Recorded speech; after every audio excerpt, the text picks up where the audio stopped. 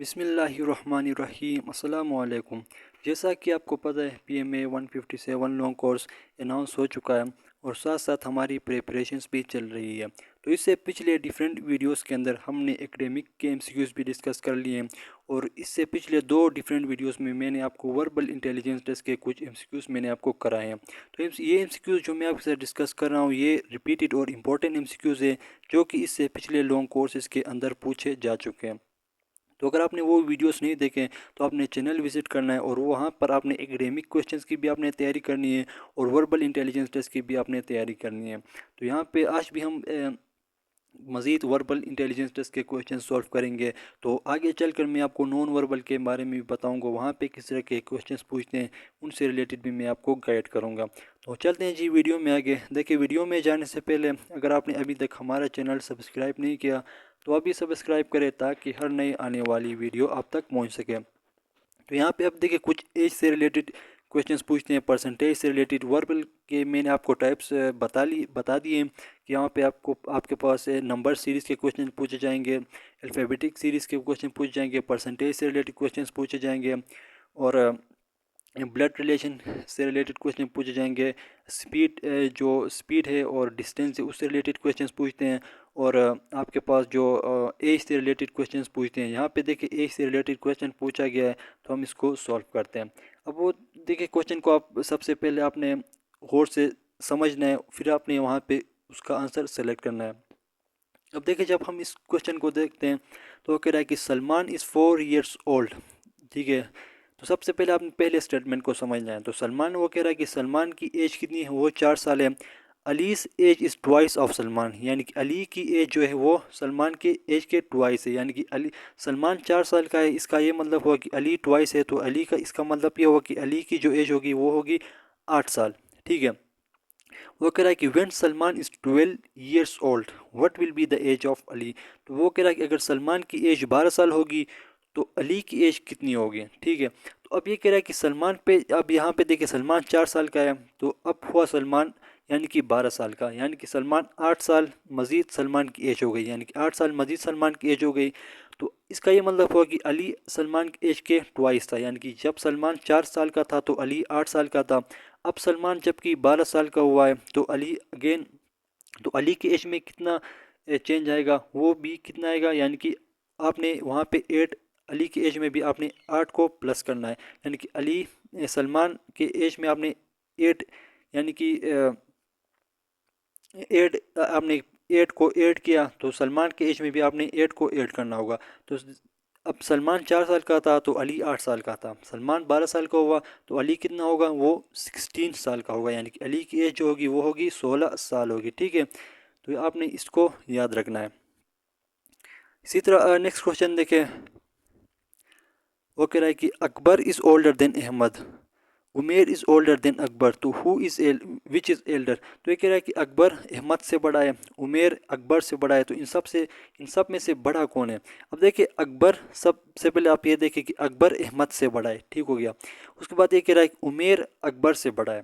ठीक है, अकबर अहमद से बड़ा है, उमेर अकबर से बड़ा है।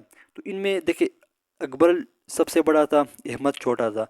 अब इनमें कह रहा है कि उमेर अकबर से भी बड़ा है, तो इसका ये मतलब हुआ कि सबसे बड़ा जो होगा वो होगा आपके पास उमेर होगा। ठीक है, तो इस से रिलेटेड भी इस तरह के क्वेश्चंस भी पूछे जाते हैं, तो इसका जो आंसर होगा वो होगा उमेर।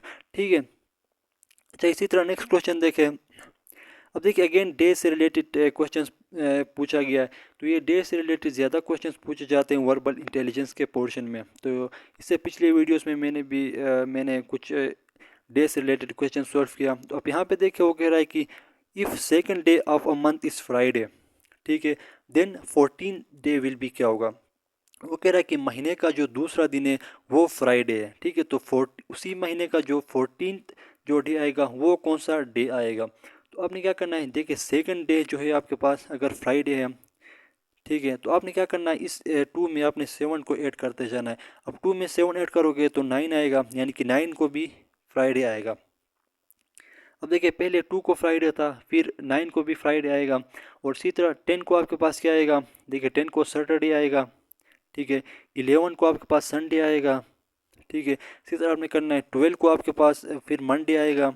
ठीक है, 13 को आपके पास ट्यूसडे आएगा और 14 को आपके पास क्या आएगा, वेडनेसडे आएगा।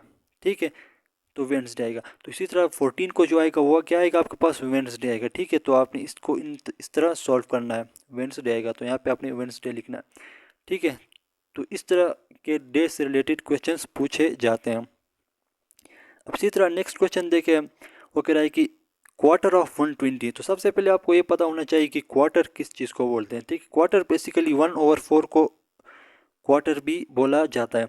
अब ये कह रहा है कि क्वार्टर ऑफ 120, ऑफ का यहाँ पे मतलब है मल्टीप्लाई। ठीक है, यहाँ पे जो ऑफ का मतलब है वो है मल्टीप्लाई। ये कह रहा है कि क्वार्टर ऑफ 120, तो क्वार्टर हमने कहा कि 1/4 को बोलते हैं, तो इसको आपने 120 से मल्टीप्लाई करना है।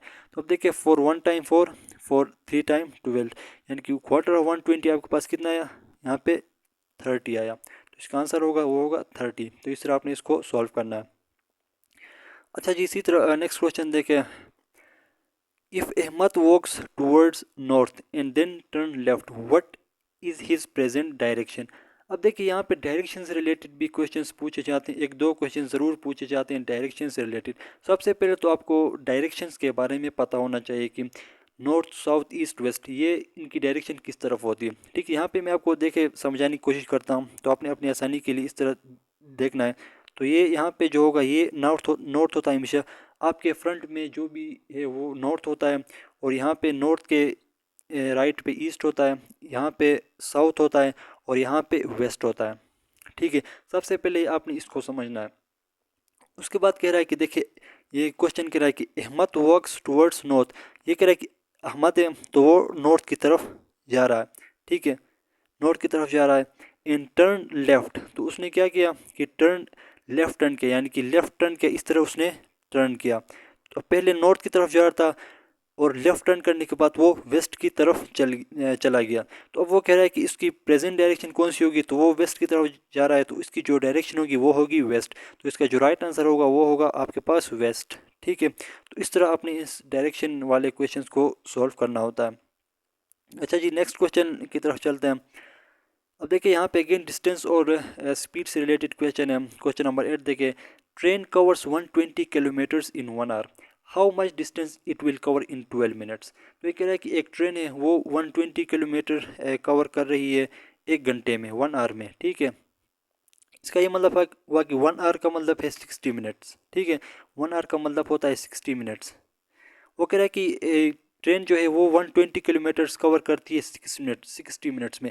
इसका ये मतलब हुआ कि वो 1 मिनट में वो 2 किलोमीटर्स कवर कर रही है। ठीक है, जाहिर सी बात है वो अगर 120 किलोमीटर्स कवर कर रही है 1 घंटे में, यानी कि 1 घंटे में 60 मिनट्स होते हैं, तो 1 मिनट में 2 किलोमीटर्स वो कवर कर रहा है।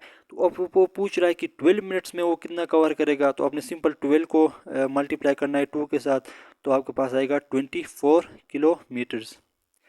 ठीक है, तो इसका ये मतलब हुआ कि 12 मिनट्स में वो कितना कवर कर रहा है, वो कर रहा है 24 किलोमीटर्स। तो इसका राइट आंसर होगा वो होगा 24 किलोमीटर्स वो डिस्टेंस कवर कर रहा है। ठीक है, तो इस तरह आपने इनको सॉल्व करना होता है।